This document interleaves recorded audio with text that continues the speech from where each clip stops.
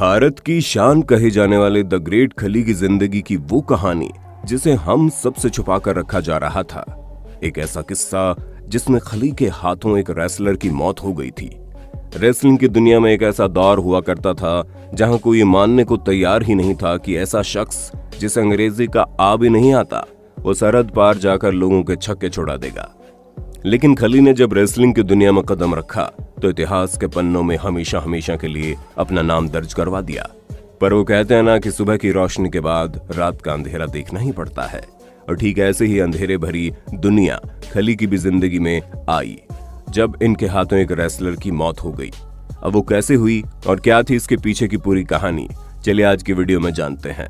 पर हाँ, उससे पहले हम आपको ये जरूर बताएंगे कैसे दिलीप सिंह राणा ने द ग्रेट खली का सफर तय किया, कैसे एक लोअर क्लास फैमिली में जन्मा लड़का आज दुनिया की तमाम सुख सुविधाओं का आनंद उठा रहा है। 27 अगस्त 1972 की वो तारीख जब हिमाचल प्रदेश के एक छोटे से गांव में दिलीप सिंह राणा का जन्म हुआ। 7 भाई बहनों के बीच में जन्मे दिलीप के परिवार वालों ने ये बिल्कुल भी नहीं सोचा था कि आगे चलकर उनका ये बेटा कैसे सूरज की तरह चमकने वाला बनेगा। और सोचते भी कैसे, आर्थिक रूप से इनका परिवार काफी कमजोर था। इनके पिता गांव के एक छोटे से किसान थे। एक बार जब बारिश की वजह से इनकी पूरी की पूरी फसल उजड़ गई तो इनकी हालत और भी ज्यादा कमजोर हो गई। अब इनके पिता के पास इतने पैसे भी नहीं थे कि वे अपने बच्चों को पढ़ा सके। अब सुनने में भले ही अजीब लगे, लेकिन जब ये 8 साल के थे तो इनके पास 2.5 रुपए तक नहीं थे कि उससे ये अपने स्कूल की फीस जमा करा सके।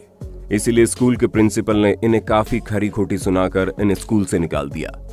अब सभी बच्चों के सामने इस तरह का अपमान सहने के बाद दिलीप ने भी यह फैसला कर लिया था कि वो कभी दोबारा उस स्कूल की शक्ल नहीं देखेगा। इस हादसे ने खली को अंदर से इतना ज्यादा तोड़ दिया कि उसके अंदर हिम्मत नहीं बची थी कि ये किसी भी स्कूल में जाकर वापस से पढ़ाई शुरू कर दे। इसलिए उन्होंने दोबारा स्कूल न जाने का प्रण ही ले लिया। जाहिर सी बात है, स्कूल से पैसों के लिए निकाले जाने के बाद इन्हें पैसे का असली महत्व समझ में आ गया था। इसलिए इन्होंने सोच लिया कि अब ये सिर्फ और सिर्फ पैसे कमाने पर फोकस करेंगे, जिसके चक्कर में इन्होंने बहुत सी छोटी छोटी जगहों पर काम किया।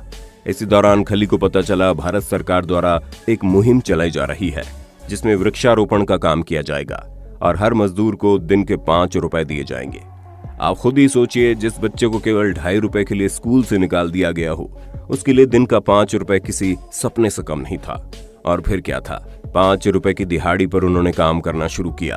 एक तो ये मेहनती बहुत थे, ऊपर से इनके शरीर की बनावट ऐसी थी कि हर कोई इन्हें पहचानता था और अपने पास काम करने के लिए इन्हें ऑफर देता था। ऐसा करते करते वक्त बीतता गया और 1993 का वक्त आ गया। इस समय ये शिमला में एक सिक्योरिटी गार्ड का काम करते थे और उसी दौरान रात के समय एक पुलिस ऑफिसर की नजर इन पर पड़ी। जैसे ही उस पुलिस ऑफिसर ने ये देखा, वो खली के पास गए और इनसे कहा, तुम्हारी कद काठी इतनी अच्छी है, तुम पुलिस वाले क्यों नहीं बन जाते। एक पल के लिए तो खली को खुद समझ में नहीं आया कि शख्स क्या कह रहे हैं, क्योंकि खली ने ज्यादा पढ़ाई लिखाई नहीं की थी। पर फिर बाद में इन्हें समझाया गया कि इनकी कद काठी को देखते हुए इनका कम पढ़ा लिखा होना नजरअंदाज किया जा सकता है। और वो दौर भी ऐसा था कि लोग सरकारी नौकरियों के पीछे इतना ज्यादा नहीं भागते थे और ना ही इतना ज्यादा कंपटीशन था। एक बार पुलिस की नौकरी मिलने के बाद इनकी पैसों की दिक्कत तो दूर हो गई और ये बड़े अच्छे से अपने घर का पालन पोषण कर सकते थे। इसलिए नौकरी के साथ साथ इन्होंने बॉडी बिल्डिंग पर फोकस करना शुरू कर दिया। धीरे धीरे बॉडी बिल्डिंग में इतनी ज्यादा महारत हासिल कर चुके थे कि हर कोई इन्हें जानने लगा। तभी 1998 का वक्त आया। यही वो समय था जब टीवी पर WWF रेसलिंग की शुरुआत हुई।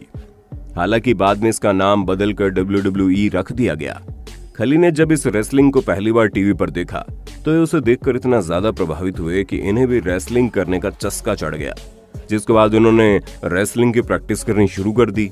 और टीवी में जैसे जैसे दांव पेच दिखाए जाते थे, ये वैसे वैसे उन्हें करके अपने आप को ट्रेन करते थे। खली ने धीरे धीरे लोकल लेवल पर रेसलिंग करना शुरू कर दिया, जिस वजह से लोग इन्हें और ज्यादा जानने लगे। पर फिर इनकी जिंदगी में ऐसा मोड़ आया जिसकी कल्पना इन्होंने कभी नहीं की थी। APW यानी कि ऑल प्रो रेसलिंग ने खली को प्रस्ताव दिया कि आप अमेरिका आकर रेसलिंग की पूरी ट्रेनिंग लीजिए। ये चीज खली के लिए किसी सपने से कम नहीं थी। पर अब इनके सामने सबसे बड़ी दिक्कत ये थी कि वो अपनी सरकारी नौकरी को छोड़कर नहीं जाना चाहते थे, क्योंकि अगर एक बार नौकरी छूट जाती तो क्या पता रेसलिंग की दुनिया में इनका सिक्का न जमता और बाद में इन्हें वापस आना पड़ता तो ये पहले की तरह बेरोजगार हो जाते। इसी असमंजस में खली ने काफी दिन गुजार दिए, पर फिर इन्हें एहसास हुआ कि अगर ये खुद पर विश्वास रखेंगे तो अपनी जिंदगी में कुछ ना कुछ तो कर ही लेंगे। इसलिए इन्होंने नौकरी छोड़कर अपने सपने को अपनाना जरूरी समझा। अब अमेरिका जाने के बाद धीरे धीरे खली को यह एहसास होने लगा कि यहाँ आकर इन्होंने शायद कोई गलती कर दी है, क्योंकि 7 फुट के खली को रहने के लिए केवल 6 फुट का कमरा दिया गया। इनकी दूसरी सबसे बड़ी दिक्कत ये थी कि इन्होंने अंग्रेजी बिल्कुल नहीं सीखी थी, इसलिए अपनी बात वहां के लोगों को ठीक तरह से समझा भी नहीं पाते थे। पर जैसे तैसे खली मैनेज करते रहे और रेसलिंग की ट्रेनिंग लेते रहे और आखिरकार वो वक्त आ गया जिसका खली को बेसब्री से इंतजार था। साल 2000 में APW द्वारा खली को पहली बार प्रोफेशनल रेसलिंग लड़ने का मौका मिला और इस मैच में इन्होंने ऐसा परफॉर्मेंस दिया कि इनका नाम द जेंट सिंह पड़ गया। इतना ही नहीं, इनकी परफॉर्मेंस को देखते हुए इन्हें WCW में भी शामिल कर लिया गया। दोस्तों, ये उस समय की बहुत बड़ी रेसलिंग कंपनी थी और यहाँ तक पहुंचना हर एक रेसलर का सपना हुआ करता था। पर खली का यह सपना तब चकनाचूर हुआ जब साल 2001 में द ब्रायन ओंग के साथ ट्रेनिंग कर रहे थे।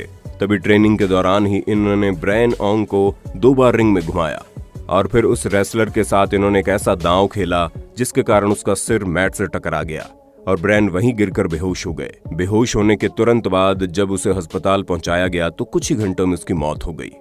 अब दोस्तों, ये बात तो आपको भी मालूम होगी, ये जितने भी रेसलिंग के मैच होते हैं इनकी प्रैक्टिस पहले से ही की जाती है और ये सब कुछ स्क्रिप्टेड होता है। इन सब के बावजूद रेसलर्स को कई सारी चोटों का सामना करना पड़ता है, पर किसी की मौत हो जाना बहुत बड़ी बात थी। इस हादसे के बाद रेसलिंग की दुनिया में खली की बहुत बदनामी हुई और हर कोई इन्हें कातिल की नजरों से देखने लगा। बड़े बड़े रेसलर्स खली से दूर भागने लगे थे, कोई भी खली के साथ मैच नहीं खेलना चाहता था।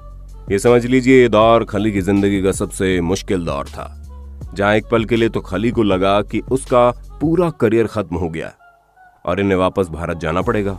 तभी एक दिन अचानक से इनकी किस्मत ने फिर पलटी मारी और इसी बीच खली को मैक्सिको और जापान में रेसलिंग करने का मौका मिलता है। पर सोने पर सुहागा तो तब होता है जब ब्रायन की मौत की जांच पूरी होती है और तब पता चलता है कि रेसलिंग करने के लिए बिल्कुल भी फिट नहीं थे और इसी वजह से हल्का सा प्रेशर पड़ने पर इनकी हालत नाजुक हो गई और ये मर गए, जिसके पीछे खली का कोई हाथ नहीं है।